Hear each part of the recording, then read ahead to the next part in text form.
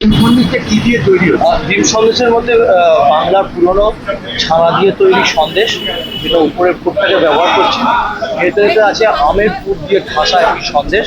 তার মধ্যে ক্ষীর থাকছে, ছোট এলাচ, জৈত্রী, জায়ফল এবং আখের কুচি পাওয়া যাবে।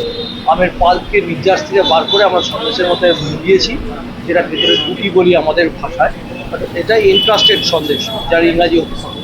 ভিতরে একটা টেস্ট, বাইরে একটা টেস্ট। বাইরেটা সাদা মিচকি আমাদের সাধারণ দৈনন্দিন যে সন্দেশ খেয়ে থাকি সেটাই, এবং ভেতরেতে যেটা আছে সেটা হচ্ছে আমের গুটি বা আমের ঢোল পাওয়া যাবে।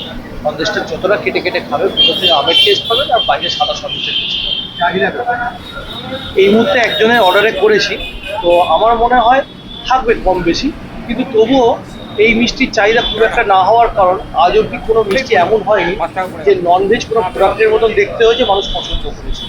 কারণ মিষ্টি সাধারণত ঠাকুরের জায়গা দেওয়া হয়, পুজোতে দেওয়া হয়। তো কারোর এতে করেছি, জামাই ষষ্ঠী উপলক্ষে হয়তো চলবে, আবার জামাই ষষ্ঠী মিটে গেলে হয়তো এটা নাও দিবে।